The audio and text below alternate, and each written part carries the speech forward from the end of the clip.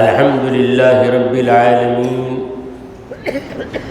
الذي أنزل القرآن المبين والصلاة والسلام على سيد المرسلين خاتم النبيين سيدنا ومولانا محمد وعلى آله الطيبين وصحابه الطاهرين أما بعد فأعوذ بالله من الشيطان الرجيم بسم الله الرحمن الرحيم وَلَقَدْ نَصَرَكُمُ اللَّهُ بِبَدْرٍ وَأَنْتُمْ أَذِلَّةٌ فَاتَّقُوا اللَّهَ لَعَلَّكُمْ تَشْكُرُونَ صدق اللہ مولانا العظیم وصدق رسولہ الامین ونحن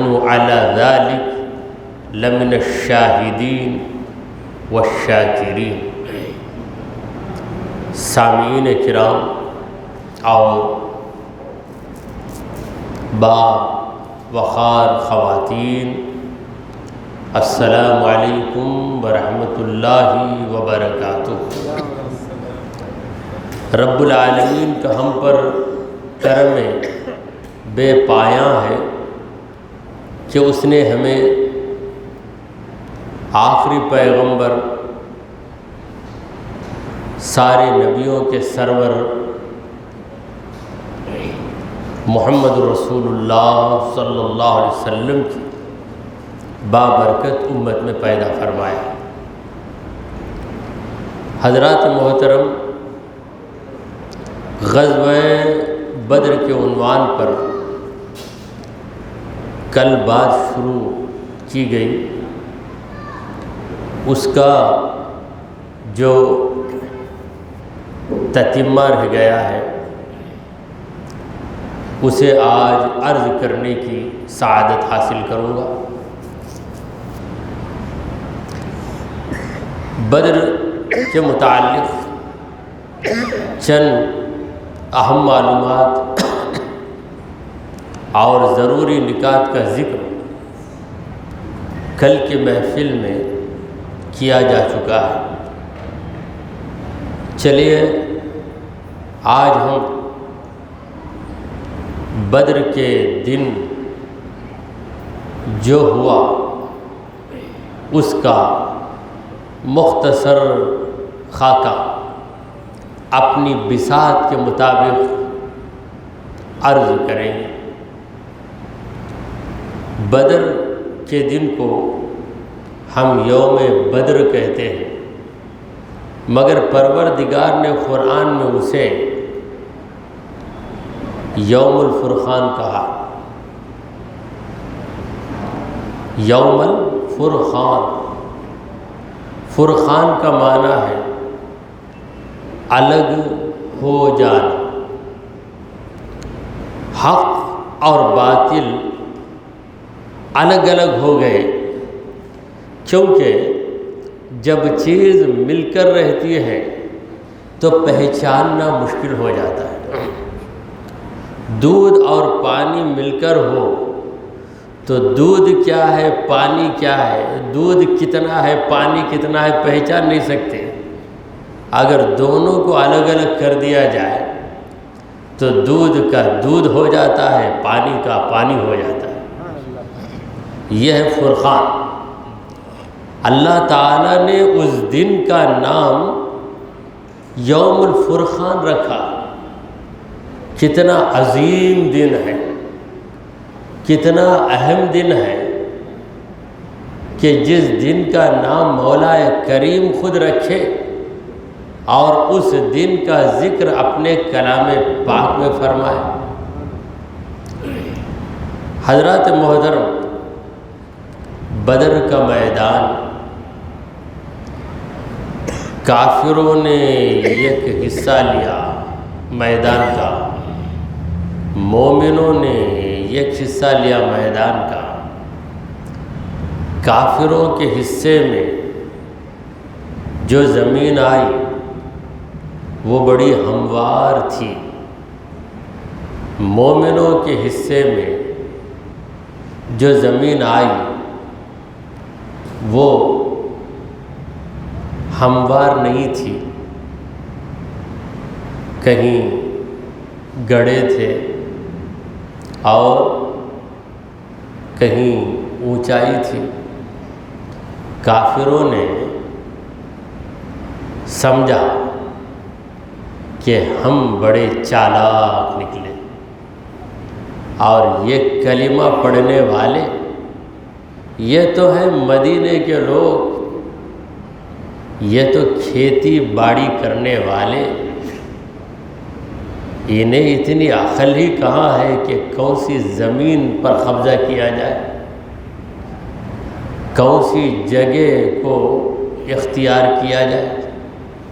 یعنی ان کے پاس صحیح کیلکولیشن نہیں ہے، صحیح سلیکشن نہیں ہے، اور ہم عقل مند ہیں، تجارت پیشہ لوگ ہیں، ہم ملک شام تک جا کر اپنی تجارت کر کے آنے والے، اور یہ بس اپنی بستی میں رہ کر کھیتی باڑی کرنے والے۔ تو اس طرح حقارت آمیز انداز میں صحابہ کرام کو دیکھا، اگرچہ کہ صحابہ میں مکے والے بھی تھے، مہاجرین بھی تھے، اور مدینے والے انصار بھی تھے۔ مدینے والے انصاریوں کو کفار مکہ حقارت آمیز نظر سے دیکھتے تھے، ان کی نگاہوں میں اہل مدینہ کی کوئی حیثیت نہیں، مگر قربان جائیے وہ مدینے کی زمین جس کی کوئی حیثیت نہیں تھی، یہ مدینے کا ماضی ہے، مگر آج مدینہ وہ بستی ہے جس کے لیے ہر مومن کی نظر ترستی ہے، اور جہاں دن رات خدا کی رحمت برستی ہے۔ بے شک آج ہر مومن کے دل میں مدینہ جانے کے آرزو، ایک مومن عرض کرتا ہے موت ہی تو آ جائے اس طرح کے جینے سے، موت ہی تو آ جائے اس طرح کے جینے سے، عاشق نبی ہو کر دور ہوں مدینے سے۔ کوئی مدینے میں ہوتا ہے، کوئی مدینے میں ہوتا ہے، مگر کوئی ایسا ہوتا ہے جس کے دل میں مدینہ ہوتا ہے۔ تو سامعین کرام، ایسی بارش ہوئی، ایسی زبردست بارش ہوئی کہ بارش رکنے کے بعد دونوں زمینوں کے نقشے بدل گئے۔ سبحان اللہ۔ ان کی ہموار زمین ان کے لیے ناہموار بن گئی، اور مومنوں کی زمین جو تھی ناہموار بالکل ہموار بن گئی، ادھر کیچڑ ہو گئی، یعنی بالکل صاف زمین پہ جب پانی رک جائے تو مٹی کیچڑ کی شکل اختیار کر لیتی ہے، پیر دھسنے لگے، گھوڑوں کے پیر دھس رہے، اور یہاں گڑھے ہونے کی وجہ سے پانی گڑھوں کے اندر جمع ہو گیا، اور اس پانی کو صحابہ کرام نے برتنوں میں بھر لیا۔ سامعین کرام،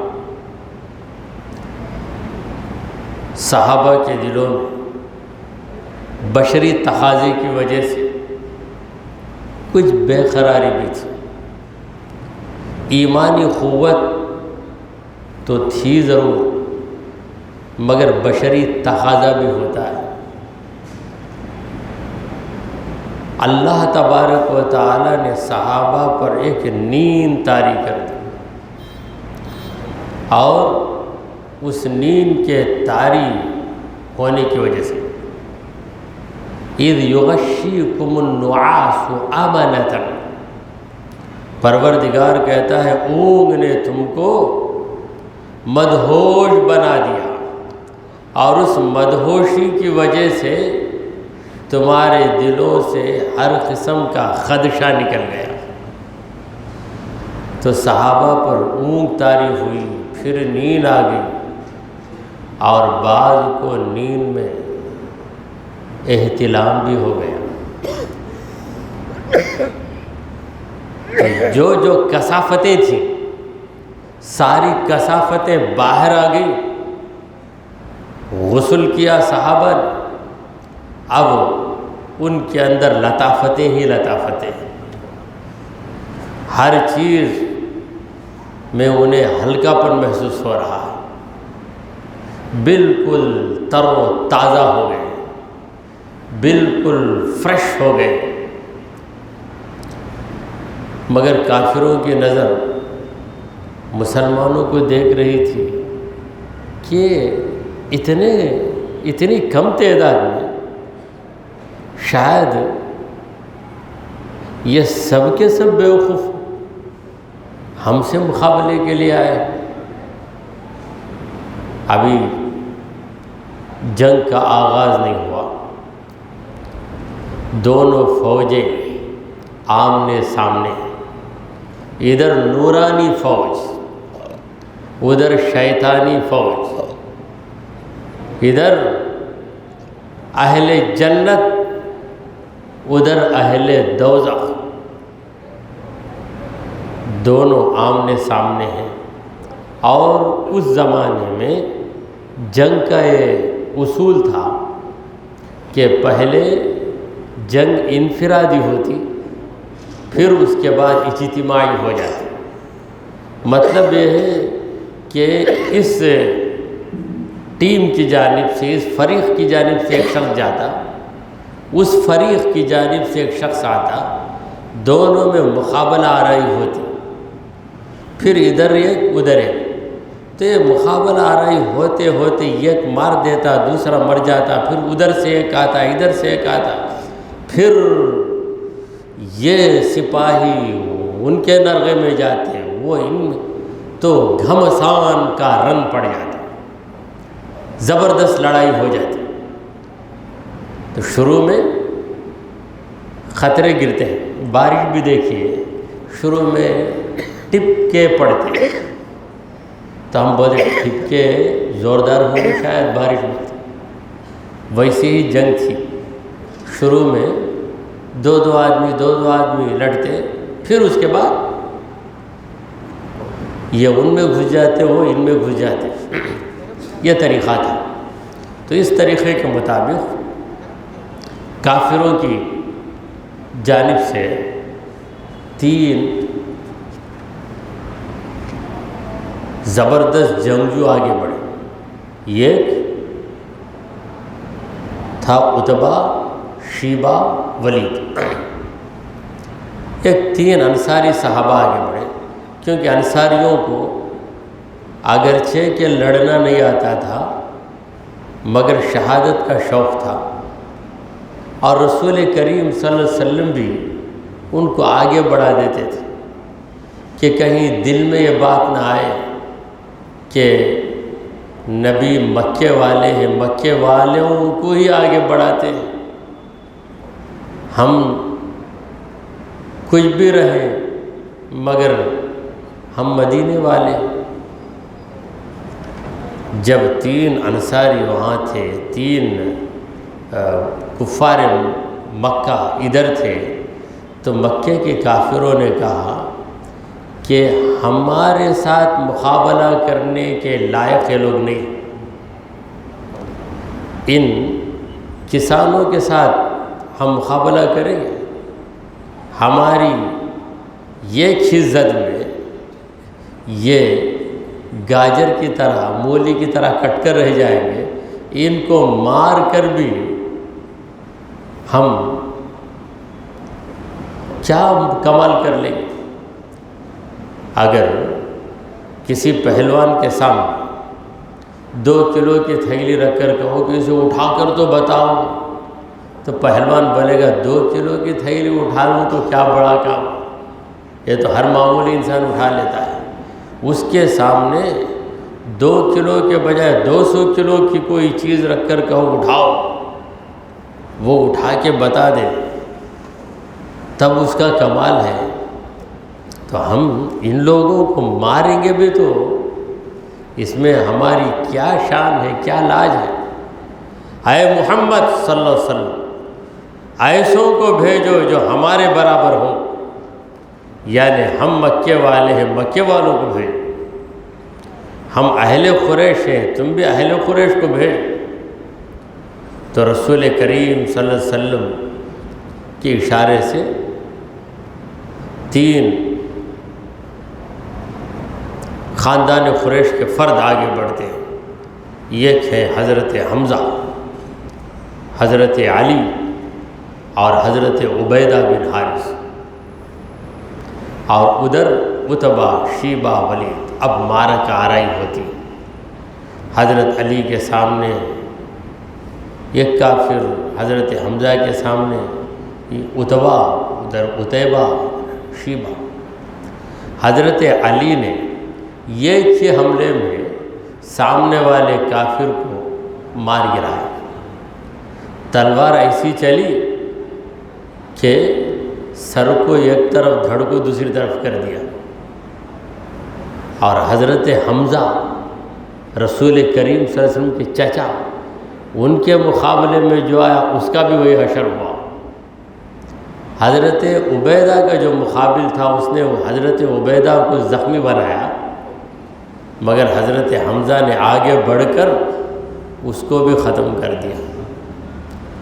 اب حضرت عبیدہ زخمی ہو گئے، نبی کریم صلی اللہ علیہ وسلم کے پاس لائے گئے، حضور کی طرف دیکھا، عرض کیا یا رسول اللہ آخری وقت ہے، اتنا کہہ دیجئے کیا میں شہید ہوں؟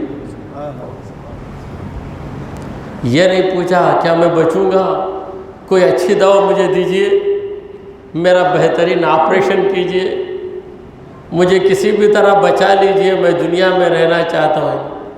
یہ کہنے کے بجائے کیا مجھے شہادت کا درجہ ملے گا، کیونکہ میں جس آرزو میں آیا ہوں وہ شہادت تھی، اب میں زندہ آپ کے پاس آیا ہوں، اگر کافر کے حملے سے میری جان چلی جاتی تو میں شہید ہو جاتا، اب میں کھڑ نہیں سکتا، لڑ نہیں سکتا، زخمی ہو گیا ہوں، زخمی ہونے کے بعد میری جان پرواز کرنے والی ہے، کیا مجھے شہیدوں میں شامل کیا جائے گا؟ دیکھیں کیا فکر ہے، یہ ایمانی فکر ہے۔ رسول پاک صلی اللہ علیہ وسلم نے کہا کہ بے شک تو شہید ہے، تو جس کی شہادت نبی دے، اس کی شہادت کا کون انکار کرے؟ شہادت کے 2 معنی ہیں۔ شہادت کا معنی ہے راہ خدا میں شہید ہو جانا، شہادت کا دوسرا معنی ہے گواہی دینا۔ تو یہ اس شہادت اور اس شہادت میں کیا تناسب ہے، یعنی کیا کنیکشن ہے؟ جو راہ خدا بندی میں شہید ہو جاتا ہے وہ اس بات کی گواہی دیتا ہے کہ میں جیتا رہا خدا کے لیے اور دنیا سے گیا خدا کے لیے۔ تو سامعین کرام، پھر زوردار جنگ ہوتی ہے، جنگ جاری رہی، کفار ادھر سے ادھر بھاگ رہے ہیں، انہیں سمجھ میں نہیں آ رہا ہے کہ کہاں سے طاقت آ گئی مسلمانوں۔ پروردگار عالم نے مسلمانوں کو تسلی دی اور کہا کہ اے مومنو، أَلَنْ يَكْفِيَكُمْ أَنْ يُمِدَّكُمْ رَبُّكُمْ بثلاثۃ آلاف من الملائکہ، اے مومنو کیا تمہارے لیے اتنی بات بس نہیں کہ تمہاری مدد کے لیے تمہارا پروردگار 3000 فرشتوں کو بھیج دے، 300 کے لیے 3000 کو بھیج دے۔ 1:10 کا رینج، 1 کے لیے 10، 30 کے لیے 300، 300 کے لیے 3000۔ پھر کہا بھلا ان تصبروا وتتقوا وَيَأْتُوكُم مِّن فَوْرِكُمْ هَٰذَا يُمْدِدْكُمْ رَبُّكُمْ بِخَمْسَةِ آلَافٍ۔ دیکھو گھبراؤ نہیں، اگر وہ پھر سے آئے تو تمہارا رب 5000 فرشتوں سے بھی تمہاری مدد کرے گا۔ اس کے پاس فرشتوں کی کمی کیا ہے؟ 3000 فرشتے صحابہ کی مدد کے لیے اتارے گئے۔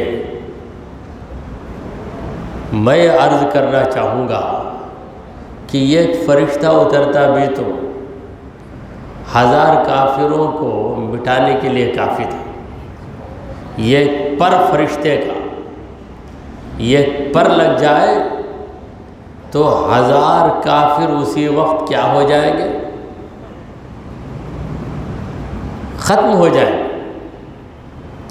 کئی مچھر ہیں، ہزاروں مچھر ہیں، ہزاروں مچھر کے لیے ایک بار دوا ماری جاتی ہے تو اس دوا میں ہزاروں مچھر ختم ہو جاتے ہیں۔ تو ایک فرشتہ کافی تھا۔ تو کفایت الگ چیز ہے، احترام الگ چیز ہے، اہتمام الگ چیز ہے۔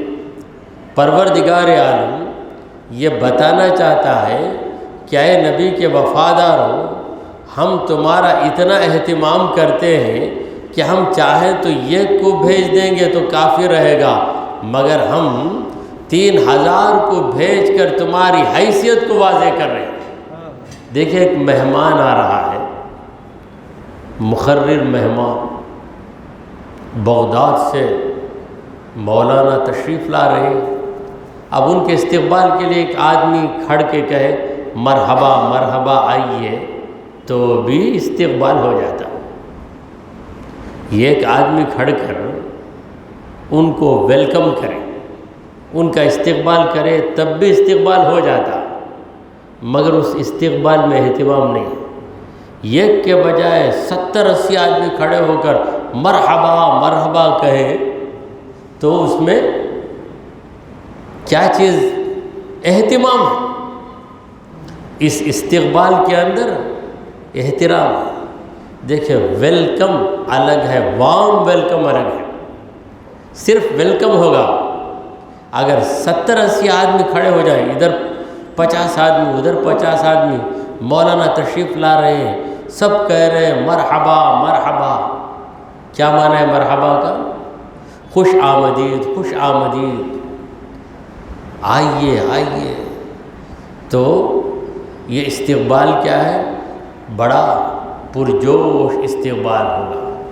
تو پروردگار عالم یہ واضح کرنا چاہتا ہے کہ ہم صحابہ کی مدد کریں گے تو معمولی مدد نہیں، پر جوش، پر گرم، پر زور، پر عظمت، پر اہتمام مدد فرمائیں۔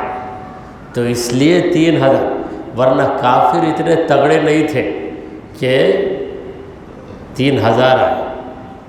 1000 کافر، ایک کافر کے لیے، ایک کافر کو مارنے کے لیے 3 فرشتے، 1000 کافروں کو مارنے کے لیے 3000۔ ایک کافر کے لیے 3 فرشتوں کی ضرورت ہے کیا؟ ایک کافر، ایک فرشتہ 1000 کافروں کو مار سکتا ہے۔ تو کافروں کو مارنے کے لیے اتنے فرشتوں کو بھیجنا، فرشتوں کی یہ کثرت در حقیقت صحابہ کی عظمت ہے، صحابہ کا مقام واضح کرنے کے لیے۔ حضرات محترم، بعض صحابہ نے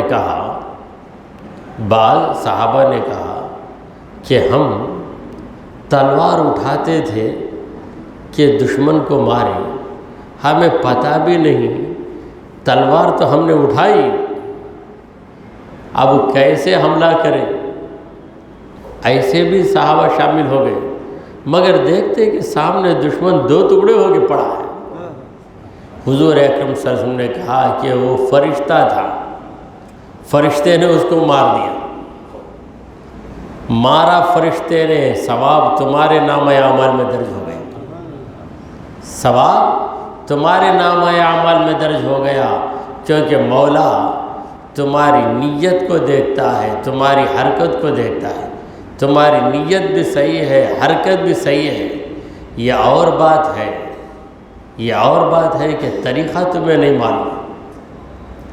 تو جنگ قریب باختتام، ابو جہل ابھی زندہ ہے۔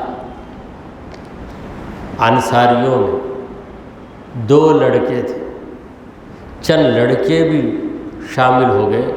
حضور اکرم صلی اللہ علیہ وسلم نے چند لڑکوں کو روکنا چاہا تو ان لڑکوں نے اس طرح رونا شروع کر دیا جس طرح کسی لڑکے کو یہ کہہ کر روک دیا جائے کہ ہم تجھے میلے کو لے کر نہیں جائیں گے، دعوت کو بلا لے کر نہیں جائیں گے، ایک ایسی جگہ جہاں انٹرٹینمنٹ ہے، جہاں دیکھنے کے قابل چیزیں ہیں، جہاں نمائش ہے، ایگزیبیشن ہے۔ اگر کسی بچے کو کہہ دیا جائے کہ تو گھر میں رہ جا، تجھے ہم نہیں لے جائیں گے، تو بچہ پھوٹ پھوٹ کر روتا ہے کہ مجھے بھی خواہش ہے، مجھے بھی تمنا ہے۔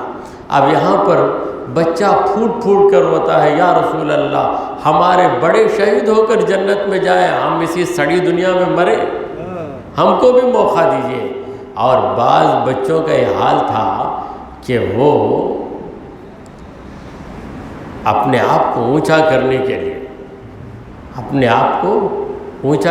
کے لیے، انگلیوں انگوٹھے کے بل کھڑے ہو جاتے تھے تاکہ کچھ اونچے نظر آئے۔ تو یہ ایمان کا ولولہ، ایمان کا یہ جذبہ کیسے پیدا ہو گیا ان کے دلوں میں؟ یہ نگاہ مصطفیٰ کا فیضان، نگاہ مصطفیٰ کا فیضان، نگاہ ابراہیم کا فیضان تھا کہ حضرت اسماعیل نے کہا کہ اے میرے ابا جان مجھے آپ ذبح کیجئے، کیونکہ یہ رب کا حکم ہے، رب کا یہ بندہ ذبح ہونے کے لیے تیار۔ تو اسماعیل علیہ السلام کے اندر یہ جو جذبہ آیا، اس کے بارے میں شاعر عرض کرتا ہے، یہ فیضان نظر تھا، یہ فیضان نظر تھا یا کہ مکتب کی کرامت تھی؟ سکھلائے کس نے اسماعیل کو آداب فرزندی؟ سکھلائے کس نے اسماعیل کو؟ کوئی استاد آ کر پڑھایا اسماعیل علیہ السلام کو، اے اسماعیل باپ کے ساتھ ایسا رہنا چاہیے، باپ کی بات کے سامنے اس طرح سر کو جھکا لینا چاہیے، اگر تیرا باپ تجھے کاٹنے کے لیے تیار ہو جائے تو تو اپنی گردن اس کے حوالے کر دے۔ کیا کوئی استاد آ کر یا کسی مکتب میں جا کر اسماعیل نے سیکھا؟ نہیں، یہ فیضان نظر تھا، یہ ابراہیم علیہ السلام کی نظر کا اثر تھا۔ اسی لیے شاعر کہتا ہے، نہ کتابوں سے، نہ کالج سے، نہ کتابوں سے، نہ کتابوں سے، نہ کتابوں سے، نہ کالج کے ہے در سے پیدا، دین ہوتا ہے بزرگوں کی نظر سے پیدا۔ تو نظر کے اندر بڑا کمال ہے، اسی لیے اللہ نے صحابہ سے کہا کہ اے میرے نبی کے صحابہ تم ہمیشہ میرے نبی کی نظر کی بھیک مانگو۔ قرآن مجید کی آیت ہے، یا ایھا الذین آمنوا لا تقولوا راعنا وقولوا انظرنا۔ اے مومنو، تم نبی سے یوں مت کہو کہ راعنا، حضور ہمارا خیال کیجئے، ہمارا خیال کیجئے، ولیکن قولوا انظرنا، بلکہ یوں کہو کہ انظرنا انظرنا، حضور ہم پہ نظر کیجئے، نظر کیجئے۔ نبی کی نظر کافی ہے، نبی کہے یا نہ کہے، نبی کہے یا نہ کہے، ان کی نظر کافی ہے، وہ کہہ لیتے ہیں تو یہ تمہارا مقدر ہے۔ سبحان اللہ۔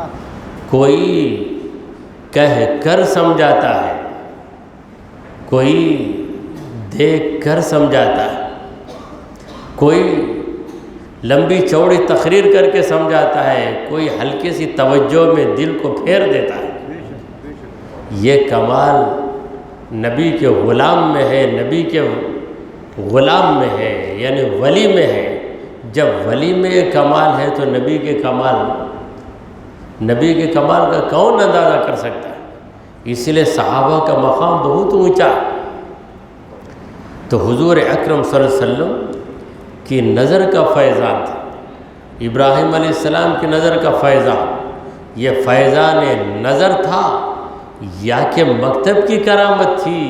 سکھ لائے کس نے اسماعیل کو آداب فرزند؟ حضرات محترم،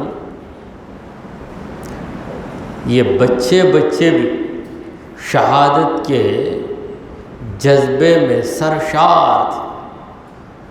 آج مسلمان کا بچہ بدر کے میدان میں یہ تمنا اپنے دل میں رکھتا ہے۔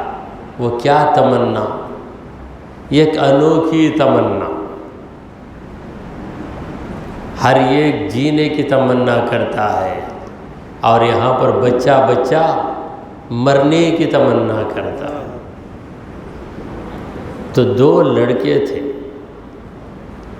معاذ، معوذ، دونوں انصاری لڑکے تھے، 16-17 سال کی عمر تھی۔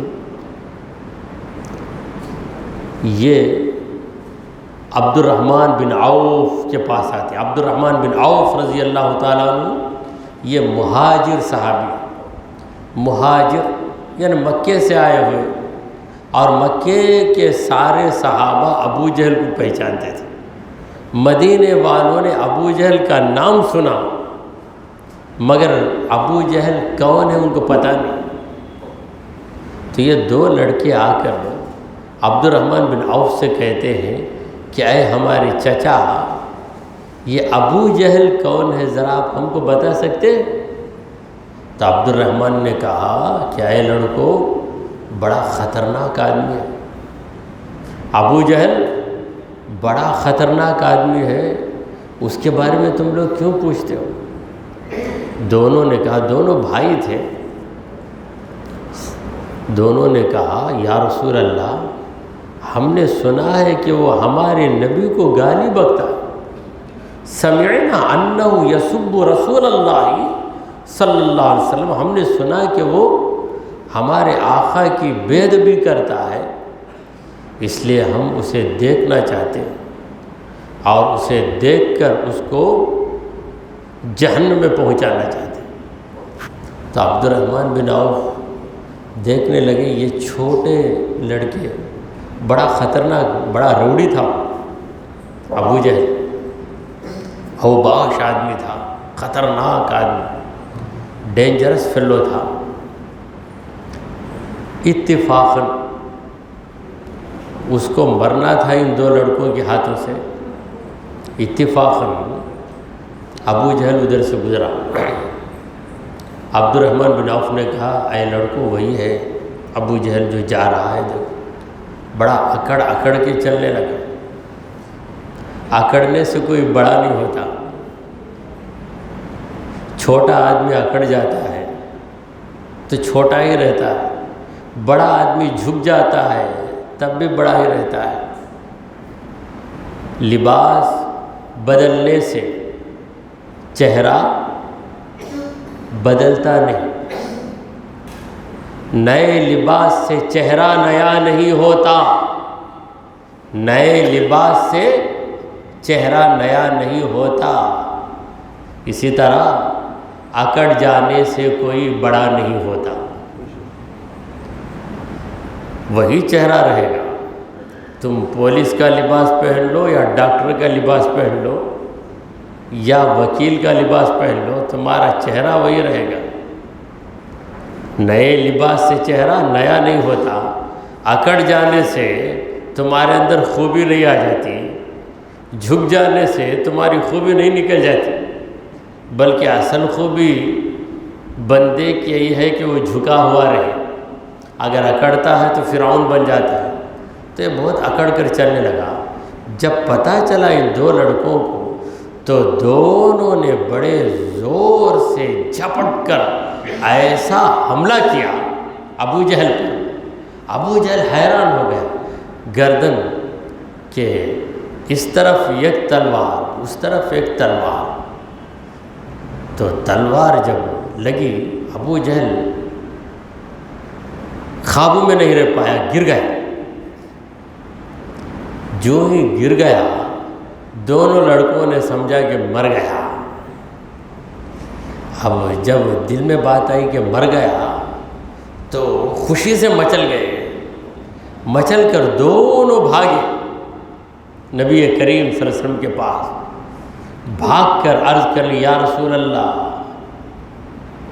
انا قتلت، یعنی معاذ یہ بھائی کہہ رہے میں قتل کیا ابو جہل کو۔ معاذ نے کہا نہیں میں قتل کیا، میری تلوار لگی تھی۔ نے کہا نہیں میری تلوار لگی تھی۔ حضور اکرم صلی اللہ علیہ وسلم نے مسکرایا، ارے یہ بچے میرے دشمن کو مار کر اتنا خوش ہو گئے، اچھا دونوں تلواریں دکھاؤ۔ ہمارے حضور کی ادا بھی کیا پیاری ادا ہے، ایسی ادا کہ جس پہ ہر ایک ہو جائے فدا۔ کہا تیری بھی تلوار دکھا دے، دیکھا دیکھ تیری تلوار میں بھی اس کا ناپاک خون ہے، تیری تلوار میں بھی اس کا ناپاک خون ہے۔ کلاکما قتل، تم دونوں نے مل کر اسے قتل کیا، تو بھی اس کا قاتل تو بھی اس کا قاتل، تو دونوں کا نام قاتل ابو جہل کیا ہو گیا، مقرر ہو گیا۔ ابو جہل کو قتل کرنے کی نیکی تجھے بھی ملی تجھے بھی ملی، مگر وہ قتل نہیں ہوا، بے قابو ہو کے گر گیا۔ گرنے کے بعد اٹھ نہیں پایا۔ عبداللہ بن مسعود رضی اللہ عنہ نے دیکھا کہ گر گیا ہے ابو جہل، جا کر اس کے سینے پہ بیٹھے، بولے اے ابو جہل دیکھ تیری کیا حالت ہوئی۔ کہا اب تو میں آخری وقت ہے، اس کے تکبر کی کیفیت دیکھیے، کہنے لگا مجھے مرنے کا غم نہیں ہے، انصاری یہ کسان کے لڑکوں نے مجھے مار دیا، یہ افسوس ہے مجھے۔ کوئی مکے کا سردار مجھے مار دیتا تو میرے بارے میں کہا جاتا کہ مجھے ایک سردار نے مارا ہے، مگر بچوں نے لونڈوں نے مجھے مارا ہے، اور وہ بھی کہاں کے یثرب کے رہنے والے، وہ لوگ مدینہ نہیں کہتے تھے، یثرب کہتے تھے۔ تو عبداللہ بن مسعود نے کہا کہ ارے شیطان ابھی تیرا گھمنڈ نہیں گیا، گھمنڈ جائے گا نہیں۔ دیکھیے ابلیس کا گھمنڈ آخری وقت تک نہیں جائے گا۔ ایک روایت ہے کہ ابلیس کو آخری موقع دیا جائے گا۔ کیا موقع دیا جائے گا کہ اب بھی تو آدم کو سجدہ کر، وہ نہیں کروں گا، وہ ہرگز نہیں کروں گا۔ تو گھمنڈ اترنے والا نہیں۔ کہتے ہیں کہ مرچ کو 1000 بار بھی پانی میں بھگو دو مگر اس کی تیزی نہیں جاتی، مرچ کی تیزی رہتی ہے۔ تو حضرت عبداللہ بن مسعود اسے کھینچ کر اس کے سر کے بالوں کو پکڑ کر اسے کھینچتے، کھینچ کر ایک طرف تھک کر اسے چھوڑ دیتے، ادھر سے کھینچ کر لا کے چھوڑ دیتے۔ اس کے بعد تلوار نکال کر کہتے ہیں کہ آپ زندہ رہ کے کیا کرتا تو، کاٹ کر سر کو الگ کر دیں۔ تو یہاں پر ایک بات غور طلب ہے کہ عبداللہ بن مسعود رضی اللہ عنہ اس کو اسی جگہ قتل کر دیتے تھے، مگر اس کے مرنے کی جگہ نبی پہلے ہی بتا چکے ہیں۔ جب رات تھی،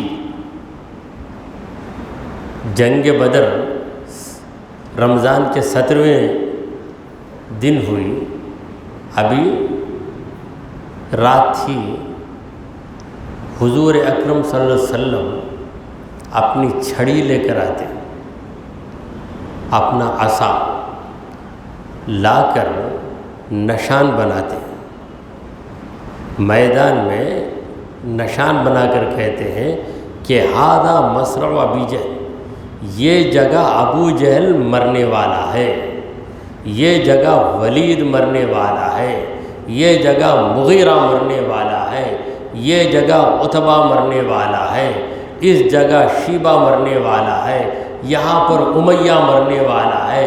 کون کون مرنے والا ہے نبی نے پہلے ہی اس کی خبر دے دی۔ یہ عجیب سپہ سالار، دوسرا سپہ سالار کمانڈو ان چیف اسپیکولیشن کرتا ہے۔ یہاں اسپیکولیشن نہیں، انفارمیشن، اور وہ بھی ایسا انفارمیشن کہ 100% ایسا ہی ہونے والا ہے۔ دوسرا جنگ کے بارے میں کہے گا کہ ایسا ہو سکتا ہے، ایسا ہو سکتا ہے۔ نبی یہ نہیں کہتے ایسا ہو سکتا ہے، بلکہ ایسا ہی ہوگا۔ ابو جہل مرے گا رات کو ہی معلوم ہو گیا، صحابہ کو رات ہی پتہ چل گیا کون مرے گا، کہاں مرے گا، دونوں باتیں معلوم ہو گئی۔ Name of the deceased, place of his death, دونوں چیزیں معلوم بتا دیا نبی کریم صلی اللہ علیہ وسلم۔ کیونکہ عام سپہ سالار صرف سپہ سالار ہوتا ہے، مگر یہ سپہ سالار وہ ہے کہ جس کی زبان پہ خدا بولتا ہے۔ ما ينطق عن الهوى ان هو الا وحی یوحی، نبی جو بھی بولتے ہیں اپنی خواہش سے نہیں بولتے، بلکہ ان کی زبان سے جو بات نکلتی ہے وہ وحی الہی ہوتی ہے، خدا سے لے کر بولتے ہیں۔ اپنے ذہن سے بولیں گے تو غلطی ہوگی، ذہن سے بولیں گے تو غلطی ہوگی، خدا سے خبر لے کر دوسروں تک خبر پہنچائیں تو اس میں غلطی کا احتمال ہی نہیں ہے۔ there is no possibility of mistake، غلطی کی پاسبلٹی، غلطی کا امکان ہی نہیں ہے۔ سرکار دو عالم صلی اللہ علیہ وسلم نے جنگ شروع ہونے سے پہلے جنگ کا نتیجہ بتا دیا۔ Result was declared before the commencement of war، جنگ شروع ہونے کے پہلے ہی نتیجہ بتا دیا۔ ایسا سپہ سالار پوری دنیا میں کہیں نظر نہیں آئے گا، کہیں نظر نہیں آئے گا۔ تو ادھر ہی مر سکتا تھا ابو جہل، لیکن قدرت اسے مرنے نہیں دی۔ کیوں؟ ہے قول محمد قول خدا، فرمان نہ بدلا جائے گا۔ نبی نے کہہ دیا، نبی کی بات بدلے گی نہیں، کیونکہ نبی کی بات نہیں ہے، نبی کے خدا کی بات ہے۔ قول محمد قول خدا، فرمان نہ بدلا جائے گا، بدلے گا زمانہ لاکھ مگر قرآن نہ بدلا جائے گا۔ کل لکھیں گے کیا؟ تو ابو جہل کی جب موت ہو گئی تب عبداللہ بن مسعود رضی اللہ عنہ آ کر حضور سے عرض کرتے ہیں کہ یا رسول اللہ ابو جہل مر گئے۔ ابو جہل قتل نہیں ہوا، مگر حضور نے کہا کہ اے معاذ تو نے اسے قتل کر دیا، اے معوذ تو نے قتل کر دیا، مگر قتل نہیں ہوا۔ مطلب یہ ہے کہ تو نے قتل کرنا چاہا، تیری نیت پر اجر کا دار و مدار، مگر وہ قتل عبداللہ بن مسعود کے ہاتھوں سے ہونے والا تھا تو ہو گیا۔ تو حضور اکرم صلی اللہ علیہ وسلم نے فرمایا ماتا فرعون هذه الامہ، اس امت کا فرعون مر گیا۔ مکے میں حضور اکرم صلی اللہ علیہ وسلم کے خلاف کارروائی کرنے والا، سازش کرنے والا پہلا انسان آگے رہا، بڑا ایکٹیو تھا حضور کے خلاف کارروائی کرنے میں۔ ابو جہل بڑا ایکٹیو تھا، بڑا چست تھا، اور حضور اکرم صلی اللہ علیہ وسلم کو قتل کرنے کا جو منصوبہ ہوا وہ بھی ابو جہل کی سرپرستی میں ہوا تھا۔ تو آج وہ ابو جہل ہمیشہ کے لیے دم توڑ دیتا ہے۔ حضور صلی اللہ علیہ وسلم نے کہا کہ اس امت کا فرعون اب مر گیا۔ جب فرعون مر گیا تو اس کا مطلب یہ ہوا کہ اے مومنو تمہیں امن ہی امن مل گیا۔ بنی اسرائیل کو امن کب ملا؟ جب فرعون مر گیا۔ جب تک فرعون زندہ رہا بنی اسرائیل فرعون کے خوف سے لرزتے رہے، کانپتے رہے۔ جب بنی اسرائیل کو بتا دیا گیا کہ فرعون مر گیا تب بنی اسرائیل کے دم میں دم آ گیا۔ تو اے مومنو تمہارا فرعون مر گیا ہے، تم بھی رب کا شکر ادا کرو۔ حضرات محترم، جنگ بدر کے تذکرے کے اور چند گوشے باقی رہ گئے، اگر آپ اجازت دیں تو کل کی محفل میں اسے میں آپ کے سامنے عرض کرنے کی سعادت حاصل کروں گا۔ دیکھیے آپ کی بھی مصروفیات ہیں، آپ کو اپنے اپنے گھروں جانا ہے، سحری کے لیے جاگنا ہے، کل روزہ بھی رہنا ہے اور اپنا کاروبار بھی سنبھالنا ہے، تو اس سے زیادہ وقت میں آپ کا لوں تو یہ بھی نامناسب ہے۔ لہذا آج جتنا ہو سکا اتنا ہم نے بیان کر دیا، باقی حصہ انشاءاللہ کل آپ کے سامنے عرض کریں گے۔ دعا کیجئے کہ پروردگارا ہم نے جو کچھ کہا اور سنا اسے قبول فرما لے۔ اے اللہ ہمارے گناہوں کو مٹا دے۔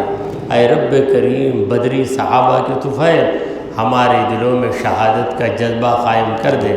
اے رب العالمین ہمارا خاتمہ ایمان کی حالت میں فرما، محشر کے دن ہماری لاج رکھ لے اور ہم سب کو نبی کریم صلی اللہ علیہ وسلم کی شفاعت نصیب فرما۔ وصلی اللہ تعالی علی خیر خلقہ سیدنا و مولانا محمد وعلی آلہ و اصحابہ اجمعین۔